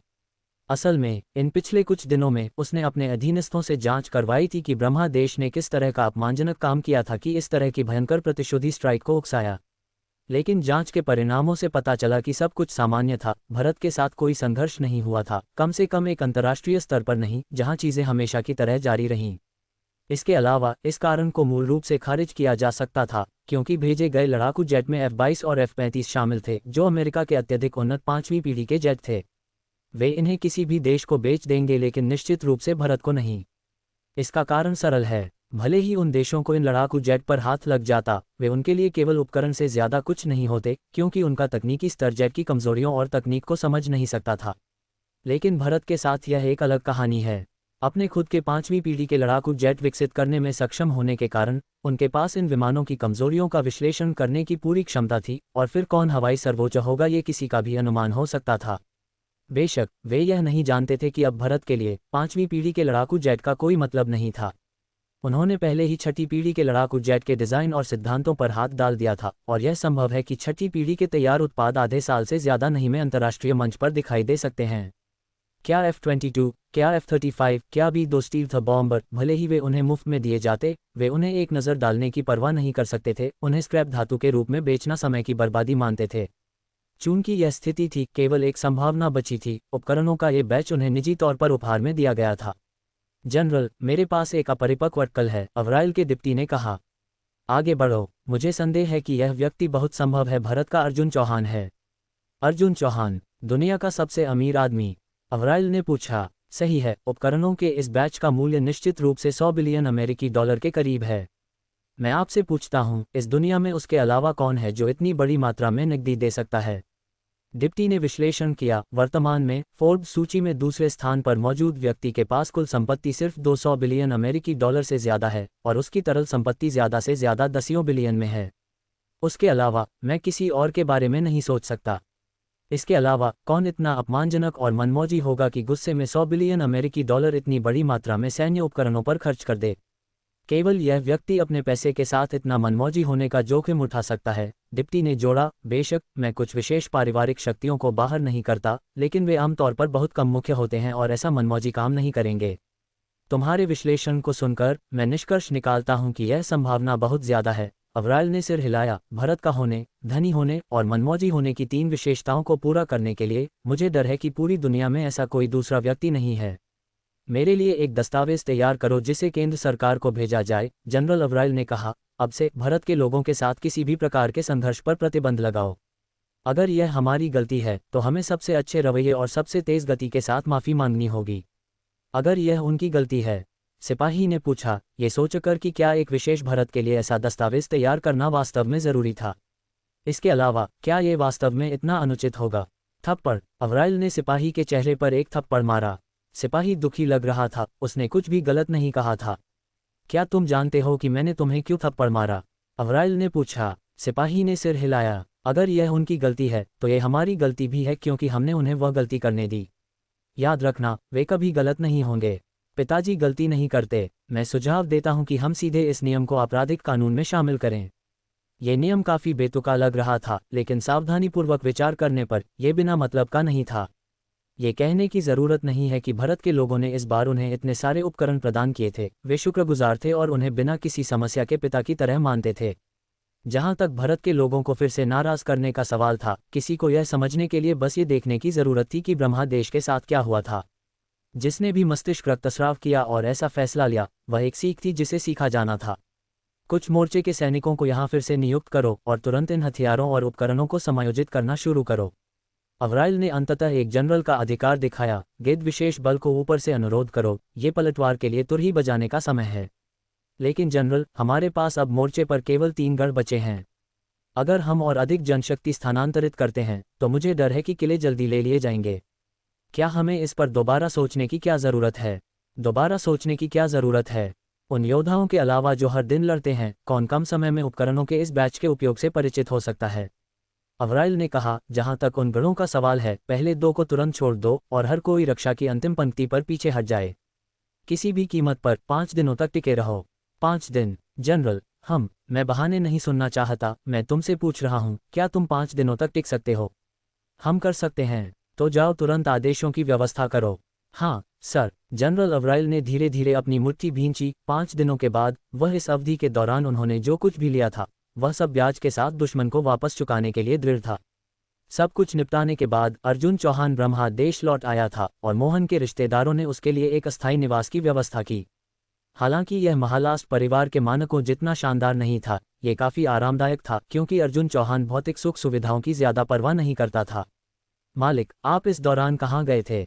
हमें चिंता थी कि आपके साथ कुछ हुआ है, आनंद और सिद्धार्थ ने चिंता के साथ पूछा। उन्होंने अर्जुन चौहान के बगल में भाई बहन एलिशा और कबीर को देखा। उनके मालिक अपनी यात्रा पर एक सुंदर नौजवान और एक छोटी बहन को वापस लाने में कैसे कामयाब हुए थे? किसी कारण से इन दोनों ने उन्हें एक अस्पष्ट रूप से दमनकारी एहसास दिया। कुछ नहीं, मैं बस सूरजपुर गया था, अर्जुन चौहान ने कहा। ओह, वैसे यह एलिशा और कबीर हैं। सूरजपुर में रहते हुए ये मेरे अंगरक्षक थे। अंगरक्षक? आप जैसे किसी व्यक्ति को अंगरक्षकों की जरूरत है। ये सुनकर आनंद और सिद्धार्थ मदद नहीं कर सके, लेकिन कड़वी मुस्कान दिखाए। वे अच्छी तरह जानते थे कि अर्जुन चौहान कोई साधारण आदमी नहीं था, उन दोनों से भी ज्यादा मजबूत था। उसकी वित्तीय क्षमता का तो जिक्र ही नहीं करना चाहिए। क्या उसे वास्तव में किसी अंगरक्षक की जरूरत थी? आप सूरजपुर गए थे? उन्होंने अपनी आंखें चौड़ी कर लीं। सूरजपुर, अपनी क्रूरता के लिए कुख्यात जगह, क्या ये बहुत ज्यादा जोखिम भरा नहीं था? कोई भी बिना किसी अवशेष के टुकड़ों में उड़ाया जा सकता था। ऐसी जगह में अंगरक्षक किराए पर लेना मूल दृष्टिकोण था, लेकिन ऐसे अंगरक्षकों को किसने देखा था? एक युवा लड़का और एक छोटी लड़की। वे किसकी रक्षा कर रहे थे? लेकिन अर्जुन चौहान सूरजपुर में क्या कर रहा था? क्या वह जहां था वहां सुरक्षित नहीं था? हालांकि प्राचीन परंपरा के अनुसार उन्हें अपने मालिक के कार्यों पर सवाल नहीं उठाना चाहिए। उन्होंने अपनी जिज्ञासा को रोका, यह अनुमान लगाते हुए कि सूरजपुर की अर्जुन चौहान की यात्रा का महालास्ट परिवार के मामलों से कुछ लेना देना हो सकता है। उसने क्या किया हो सकता है? महालास्ट परिवार को मिटाने के लिए किराए के सैनिकों के एक समूह को किराए पर लिया। महालास्ट परिवार विशाल था, जिसका कुछ व्यवसाय सुरक्षा और सैन्य उपकरणों से संबंधित था। जब भी वे चाहें तो एक सेना को मैदान में उतार सकते थे। इसका जिक्र ही नहीं करना चाहिए कि महालास्ट परिवार के सदस्य देश के सभी क्षेत्रों में घुसपैठ कर चुके थे। देश के कई प्रमुख व्यक्ति महालास्ट परिवार से जटिल रूप से जुड़े थे। किराए के सैनिकों को लाने के बारे में सोच रहे हैं। उन्हें पहले महालास्ट के गेटकीपिंग से गुजरना होगा, वरना वे ब्रह्मा देश में प्रवेश भी नहीं कर पाएंगे। भले ही वे अंदर आ जाते, महालास्ट के संसाधन इन किराए के सैनिकों को एक पल में गायब कर सकते थे। भले ही वे घुसपैठ कर सकते थे, केवल हल्के हथियार ले जाना सबसे अच्छा था जिसे वे प्रबंधित कर सकते थे। चाहे वे व्यक्तिगत रूप से कितने भी मजबूत हों, उनकी समग्र शक्ति बड़े पैमाने पर सीमित थी। वे एक उचित सेना का मुकाबला कैसे कर सकते थे? लेकिन उसके अलावा वे वास्तव में यह अनुमान नहीं लगा सकते थे कि अर्जुन चौहान ने सूरजपुर में क्या किया था। जरूर वह खुद को एक मानव बम में बदलने और उनके साथ मरने की योजना नहीं बना रहा था। ये पूरी तरह से अनावश्यक होगा। महालास्ट परिवार हाल ही में कैसा रहा है? अर्जुन चौहान ने पूछा। वे वर्तमान में पारिवारिक संपत्तियों से निपट रहे हैं, जिनमें से ज्यादातर पहले ही चाचा के भाइयों और बहनों के हाथों में स्थानांतरित हो चुकी हैं। कुछ सदस्य जो आपके प्रति बहुत वफादार थे, उन्हें भी बदल दिया गया है। हालांकि उन्हें सताया नहीं जा रहा है, उन्हें सभी वास्तविक शक्ति से छीन लिया गया है, और कुछ को तो परिवार से भी निर्वासित कर दिया गया है। सच में? अर्जुन चौहान गुस्से में हंसा। ध्रुव का 7वां स्मारक भी पारित नहीं हुआ है, और वे पहले ही संपत्तियों को विभाजित करने के लिए इतने उत्सुक हैं। वे वास्तव में उसके अच्छे भाई बहन हैं। तुम दोनों परिवारों में कितने लोग उपलब्ध हैं? अर्जुन चौहान ने पूछा। हम महालास्ट परिवार की सिर्फ एक शाखा हैं। हालांकि औसत छोटे परिवार की तुलना में बहुत मजबूत हैं, हम अभी भी सिर्फ एक शाखा हैं। कुल मिलाकर हमारे पास शायद लगभग 180 लोग हैं, आनंद ने जवाब दिया। अच्छा, अर्जुन चौहान ने हरिहरन से कहा। हरिहरन, आनंद और सिद्धार्थ के खातों में कुछ पैसे ट्रांसफर करो। प्रत्येक को $1 बिलियन अमेरिकी डॉलर ट्रांसफर करके शुरू करो। इतना ज्यादा? वे चौंक गए। मालिक वास्तव में बड़ा सोचता था, लगभग अरबों के अलावा अन्य शब्दों में बोलने में शर्मिंदा था। ये पैसा तुम्हारे लिए नहीं है, अर्जुन चौहान ने निर्देश दिया। यह उन लोगों के लिए है जिन्हें महालास्ट परिवार द्वारा सताया और दूर भगाया गया था। तुम्हारा काम उन्हें इकट्ठा करना है। ये पैसा उन्हें बसने में मदद करने के लिए है। उन्हें बताओ, एक बार जब मैं पारिवारिक संपत्तियों को फिर से प्राप्त कर लेता हूं, तो वे ब्रह्मा देश में मेरे नए प्रतिनिधित्व के मुख्य सदस्य होंगे। ओह, और एलिशा और कबीर के लिए भी व्यवस्था करो, उसने जोड़ा। जब महालास्ट परिवार की संपत्तियों को वापस पाने का समय आएगा, तो वे तुम्हारी सहायता करेंगे। हाँ, दोनों ने सिर हिलाया। हम इन लोगों के लिए सब कुछ ठीक से व्यवस्थित करना सुनिश्चित करेंगे। मालिक, तो हम इस पर लग जाएंगे। रुको, अर्जुन चौहान ने उन्हें रोका। तुमसे किसने कहा जाने के लिए? आओ और मेरे साथ एक फिल्म देखो। एक फिल्म? दोनों चौंक गए। इसका क्या मतलब था? क्या उनके बॉस फिल्म देखने के मूड में थे? लेकिन अगर यह एक फिल्म भी थी, तो क्या 40 और 50 के दशक के दो बूढ़े लोगों के बजाय कुछ युवा और सुंदर लड़कियों को आमंत्रित करना ज्यादा आकर्षक नहीं होगा? बस बैठ जाओ और तुम देखोगे।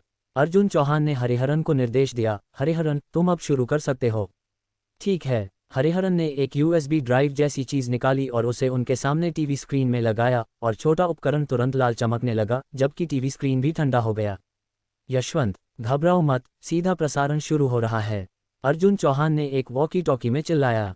स्क्रीन हिंसक रूप से हिल गई। स्पष्ट रूप से इस खंड को रिकॉर्ड करने वाला व्यक्ति चौंक गया था। ये केक्सलाम क्षेत्र लगता है ना? आनंद ने तुरंत वीडियो में दृश्य को पहचान लिया, जो ब्रह्मा देश और तांबत राज्य के बीच विवादित भूमि थी। श्रीमान अर्जुन, युद्ध संवाददाता यशवंत आपको मोर्चे से नवीनतम लाएगा। यशवंत का चेहरा कैमरे पर दिखाई दिया। हरिहरन, क्या तुम मुझे देख सकते हो? रास्ते से हट जाओ, कैमरे को ब्लॉक मत करो। अर्जुन चौहान ने सूरजमुखी के बीजों का एक बैग निकाला और उन्हें खोलना शुरू कर दिया। हरिहरन अपने मुंह को अपने हाथ से ढककर हंसी। जाहिर है, यशवंत के साथ उसका रिश्ता पिछले कुछ दिनों में करीब हो गया था। मोर्चे पर क्या स्थिति है? कुछ दिन पहले तांबत राज्य और ब्रह्मा देश के बीच लड़ाई अभी भी बहुत भयंकर थी, जिसमें कोई भी पक्ष रास्ता नहीं दे रहा था। हालांकि सैन्य शक्ति में अंतर के कारण तांबत राज्य हमेशा नुकसान में रहा था, लेकिन किसी कारण से कुछ दिन पहले तांबत राज्य ने अचानक अपनी सुरक्षा को अनुबंधित कर लिया और 2 सैन्य किलों को पूरी तरह से छोड़ दिया। अब अपनी अंतिम रक्षा पंक्ति पर वापस खींच रहे हैं। बिल्कुल जैसा मैंने सोचा था। अर्जुन चौहान ने जनरल अवराइल के फैसले की तारीफ करने में मदद नहीं की। शेष 3 किलों को पकड़कर वे केवल अपनी युद्ध शक्ति को फैलाते। दो सुरक्षा को छोड़ना और अंतिम स्टैंड पर सभी बलों को केंद्रित करना बेहतर था। जब तक वे कुछ दिनों तक टिक सकते थे, उनके सैनिक नए उपकरणों को पूरी तरह से समझ लेंगे और फिर यह पलटवार का समय होगा। ब्रह्मादेश का मोर्चा, जहां समग्र कमांडर प्रताप अंतिम हमले को तैनात कर रहा था। नक्शे पर यह ब्रह्मादेश के नीले झंडों से घनी तरह से झंडी लगा हुआ था, जो उन क्षेत्रों को दर्शाता था जिन पर उन्होंने कब्जा कर लिया था। पूरे केक्सलाम क्षेत्र में केवल एक 8वां इलाका ही बचा था। जनरल, वे बस बचाव करते रहते हैं, हमसे बिल्कुल भी नहीं लड़ते और लागत की पूरी तरह से परवाह नहीं करते। हर बार जब हम लड़ाकू जेट भेजते हैं तो वे सीधे अपने सभी विमान विरोधी हथियारों को सक्रिय कर देते हैं। अगर हम हमला करने के लिए मजबूर करते हैं तो नुकसान बहुत ज़्यादा होगा। इससे कोई फर्क नहीं पड़ता। प्रताप इस लड़ाई को जीतने के बारे में आश्वस्त था। वे अब 5 दिनों से वहां छिपे हुए हैं, हमेशा इस महंगे तरीके का उपयोग करते हुए। उनकी बैकअप आपूर्ति जारी नहीं रह सकती। जब उनके पास गोला बारूद और भोजन खत्म हो जाएगा तो हमें एक गंभीर प्रयास करने की भी ज़रूरत नहीं होगी, बस बिना वास्तव में हमला किए दिखावटी हमलों को जारी रखें। हाँ, एक सॉटी के लिए तैयार हो जाओ, 7वां फ्लाइंग स्क्वाड्रन। याद रखना, ये सिर्फ एक दिखावा है, गोला बारूद और मिसाइलों को बचाओ। हाँ, 7वें स्क्वाड्रन की यूनिट 07 तैयार है, टेक ऑफ आदेशों का अनुरोध कर रही है। यूनिट 08 तैयार है, टेक ऑफ आदेशों का अनुरोध कर रही है। बूम! अचानक जमीन से एक सुस्त शोर निकला और एक उड़ान कमांडर ने टेक ऑफ को रोकने के लिए एक इशारा किया, फिर जमीन पर लेट गया, अपने कान को कसकर उसके खिलाफ दबाया। बूम! सुस्त शोर जारी रहा। क्या हो रहा है? क्या यह एक भूकंप है? मिनटों बाद गर्जना धीरे धीरे फीकी पड़ गई और कमांडर फिर से खड़ा हो गया। यह एक मामूली भूकंप होना चाहिए जो अभी हुआ है, प्रभाव महत्वपूर्ण नहीं है, हम टेक ऑफ के साथ जारी रख सकते हैं। 11 इंजनों की बहरा कर देने वाली आवाज़ के साथ 11 मिराज 2000 आसमान में चले गए, तांबत राज्य की अंतिम रक्षा पंक्ति की ओर बढ़ रहे थे। नंबर 7, क्या हमें उन्हें बाद में 2 मिसाइलों का स्वाद देना चाहिए? क्या तुमने ऊपर से आदेश नहीं सुना? हम केवल एक हमले का दिखावा कर रहे हैं, जब भी हम कर सकते हैं संसाधनों को बचाएं। लेकिन इस तरह का उड़ने वाला मिशन बहुत उबाऊ है। बिल्कुल, वे तांबत के लोग कछुओं की तरह हैं, अपने विमान विरोधी बंदूकों का उपयोग करके हमें बाधित करते हैं। वे 5 दिनों तक टिके रहे हैं। मुझे लगता है कि उनके पास ज़्यादा गोला बारूद या सतह से हवा में मार करने वाली मिसाइलें नहीं बची हैं। शायद इस बार हम वास्तव में उनके सिरों पर भिन-भिना सकते हैं। हा, इलाके के लिए हमसे प्रतिस्पर्धा कर रहे हैं, लेकिन वे हमारी सैन्य शक्ति में भारी अंतर पर विचार नहीं करते। वास्तव में, यहाँ तक कि हमारे सबसे खराब लड़ाकू जेट को भी लगभग 4थी पीढ़ी के लड़ाकू जेट में अपग्रेड कर दिया गया है, जबकि वे अभी भी उन पुराने 3री पीढ़ी वालों का उपयोग कर रहे हैं। वे हमसे किससे लड़ सकते हैं? ठीक है, ध्यान केंद्रित करो। हम उनकी रक्षा रेखा के करीब आ रहे हैं। निश्चित रूप से उनकी विमान विरोधी तोपखाने द्वारा गोली मारना नहीं चाहते हैं, ये बहुत शर्मनाक होगा। दुश्मन का हमला। जमीन पर तांबत के योद्धाओं ने आने वाले लड़ाकू जेटों का तुरंत पता लगा लिया। विमान विरोधी बंदूकों को तैयार करो, सतह से हवा में मार करने वाली मिसाइलों को तैयार करो। लगातार हवाई हमलों के बाद तांबत राज्य के योद्धा भयभीत पक्षियों की तरह हो गए थे, लगभग एक वातानुकूलित प्रतिवर्त के रूप में रक्षात्मक आदेश जारी कर रहे थे। रिपोर्ट, हमारे पास केवल 7 सतह से हवा में मार करने वाली मिसाइलें बची हैं। क्या केवल 7 बची हैं? रिपोर्ट, हमारा विमान विरोधी गोला बारूद भी लगभग खत्म हो गया है। धिक्कार है, कमांडर ने अपने सामने का कप तोड़ दिया। तीसरे बेस से समर्थन अभी तक क्यों नहीं आया है? क्या उन्हें आज यहाँ नहीं आना था? कमांडर, हमें क्या करना चाहिए? आग! सभी अंतिम गोला बारूद का उपयोग करो, लेकिन हमें इस रक्षा पंक्ति को किसी भी कीमत पर पकड़ना होगा। हाँ, आग खोलो। पूरा मोर्चा आग की लपटों में फट गया क्योंकि अनगिनत गोलियां 7 सतह से हवा में मार करने वाली मिसाइलों के साथ 11 मिराज 2000 की ओर उड़ गईं। हा, क्या यह उनके पास बचा हुआ सारा कचरा विमान विरोधी मिसाइलें हैं? 11 पायलटों ने एक नर्म नज़र दिखाए। ऐसी बुनियादी सतह से हवा में मार करने वाली मिसाइलें 3री पीढ़ी के लड़ाकू जेट को भी नहीं गिराएंगी। वे संभवतः उनकी लगभग 4थी पीढ़ी वालों को कैसे छू सकती हैं? लगता है कि उनका गोला बारूद और राशन खत्म हो गया है। हा, चलो अंदर घुस जाओ और उन्हें हमारी स्वचालित तोपों का स्वाद लेने दो। ठीक है, उन्होंने मिसाइलों के लिए नहीं कहा, लेकिन स्वचालित तोपें बहुत ज़्यादा नहीं होनी चाहिए, है ना? सावधान रहो, कम ऊंचाई की उड़ान के दौरान अपनी खुद की सुरक्षा सुनिश्चित करो। हाँ, 11 लड़ाकू जेट तुरंत गोता लगाने लगे और उनकी लगी हुई स्वचालित तोपें कार्रवाई में गर्जना करने लगीं। लड़ाकू जेटों पर स्वचालित तोपों को कम करके नहीं आंका जाना चाहिए, क्योंकि एक ही राउंड प्रभाव पर आधे शरीर को अलग कर सकता है। ऐसे हथियारों का कैलिबर और झटका दोनों ही भयानक होते हैं। कवर ढूंढो, कवर लो। सुदृढ़ीकरण कहाँ हैं? वे अभी तक क्यों नहीं आए हैं? तांबत के योद्धा थकावट की स्थिति तक पहुंच चुके थे, घबराने लगे थे। हालांकि उनके पास भी लड़ाकू जेट थे, वे दुश्मन के लिए कोई मुकाबला नहीं थे और उनके पास बहुत कम मिसाइलें और स्वचालित तोपें बची थीं। इतने गरीब थे कि वे मुश्किल से ईंधन का खर्च उठा सकते थे। सश ठीक उसी पल एक मिसाइल एक सफ़ेद लौ के पीछे उनके सिर के ऊपर से निकल गई और एक ब्रह्मदेश के लड़ाकू जेट को पंख पर ही मारा। बूम! पूरा विमान तुरंत आग की लपटों में फट गया और केवल बेहोश पायलट, जिसे सुरक्षा सिस्टम द्वारा बाहर निकाला गया था, पैराशूट के साथ उतरा। उसका भाग्य अज्ञात था। वह क्या है? सभी तांबत के योद्धा और ब्रह्मदेश के पायलट एक बार में चौंक गए। सश सश सश जैसे ही उन्होंने आश्चर्य में देखा, एक छाया अचानक आसमान में दिखाई दी। लड़ाकू जेट का एक विशाल गठन उनकी ओर तेजी से बढ़ रहा था और एक नज़र में उनमें से कम 180 थे। F-22 लड़ाकू जेट, 5वीं पीढ़ी के लड़ाकू विमान। कोई आश्चर्य नहीं कि उन्होंने एक शॉट से उनके जेट को उड़ा दिया। 20 विमान, 30 विमान, क्या वे आसमान पर विजय प्राप्त करने की कोशिश कर रहे हैं? क्या ये हमारा सुदृढ़ीकरण है? साथियों, तुमने कड़ी मेहनत की है, अगली लड़ाई हमारे लिए छोड़ दो। आवाज़ लड़ाकू स्क्वाड्रन से जुड़े संचार चैनल के माध्यम से आई। यह मित्रवत बल है, हमारा सुदृढ़ीकरण आ गया है। हा, अपराजय। 105वीं पीढ़ी के लड़ाकू जेट के साथ देखते हैं कि वे अभी भी कैसे अहंकारी हो सकते हैं। वापस लड़ो, बदला और न्याय। यह क्या बकवास है? जिस पल उन्होंने लड़ाकू जेट का वह शक्तिशाली गठन देखा, उनके हाथ अनियंत्रित रूप से कांप रहे थे। वे कैसे लड़ने वाले थे? उनके जेटों को उदारतापूर्वक चौथी पीढ़ी के लड़ाकू विमान कहा जा सकता है, लेकिन पश्चिमी मानकों के अनुसार मिराज 2000 वास्तव में सिर्फ एक तीसरी पीढ़ी का लड़ाकू विमान था। योद्धा देश जैसे देशों में इसे चौथी पीढ़ी का जेट माना जाता था, लेकिन F-22 को सार्वभौमिक रूप से 5वीं पीढ़ी के लड़ाकू विमान के रूप में स्वीकार किया गया था। उनकी स्टील्थ सामग्री इन तीसरी पीढ़ी के जेट द्वारा लगभग पता लगाने योग्य नहीं थी। एक वास्तविक लड़ाई में वे अंधे पुरुषों की तरह होंगे, दुश्मन के लड़ाकू जेटों पर अपने हथियारों को लॉक करने में भी असमर्थ होंगे। एक F-22 आसानी से उनके गठन के साथ खिलवाड़ कर सकता था और उनके सामने धिक्कार है। एक ही कैलिबर के 105वीं पीढ़ी के लड़ाकू विमान थे, केवल ये 100 जेट अकेले उनकी पूरी सेना का वध कर सकते थे। बूम! जमीन से एक आग का गोला तेजी से ऊपर की ओर चला गया और एक मिराज 2000 पायलट ने स्वाभाविक रूप से जेट को चकमा देने के लिए पैंतरेबाजी की। मैं एक इक्का पायलट हूं, मुझे एक जमीन के हथियार से कैसे गोली मारी जा सकती है? उसने गर्व के साथ चिल्लाया। इस लड़ाई में शुरू से लेकर अब तक उसने 17 दुश्मन जेटों को गिरा दिया था, इक्का में से एक इक्का। लेकिन इससे पहले कि वह जमीन से उस पर किसने गोली चलाई थी ये पता लगा पाता, नीचे से एक सुनहरी रोशनी जंगली रूप से ऊपर की ओर चली गई। ये 50 बख्तरबंद वाहनों से आया था, जो भयानक सतह से हवा में मार करने वाली मिसाइलों के साथ लगे हुए थे। बैरल पर स्पष्ट रूप से पात्रों की एक स्ट्रिंग अंकित थी।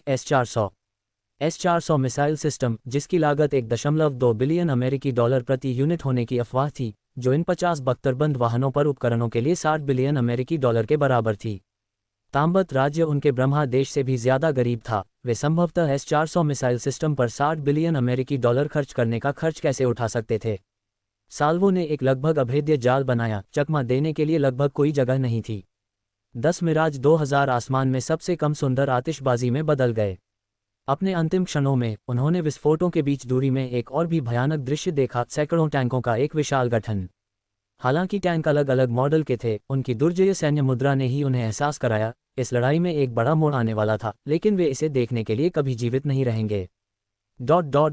क्या हो रहा है? आनंद और सिद्धार्थ अवाक थे, लाइव प्रसारण देखते हुए गतिहीन बैठे थे। बेशक अर्जुन चौहान के प्रति उनकी वफादारी उनके राष्ट्र के लिए भावनाओं से ज्यादा थी, लेकिन वे यह नहीं समझ सके कि गरीब तांबत राज्य में अचानक ऐसे महंगे उपकरण कैसे आ गए। केवल उस एक S-400 साल्वो की लागत को अरबों अमेरिकी डॉलर में गिना जाना था, है ना? क्या वे इसके लिए अपने देश का भविष्य बर्बाद करने को तैयार थे? लेकिन अगर उनके पास पैसा था, तो क्या वे अमेरिका से F-22 और F-35 लड़ाकू जेट खरीद सकते थे? हर कोई हमेशा कहता था कि उनका ब्रह्मदेश चीज सक्षम राष्ट्र की तरह था, लेकिन उन्होंने आज जैसा दृश्य कभी नहीं देखा था। किसके पास असली चीज थे?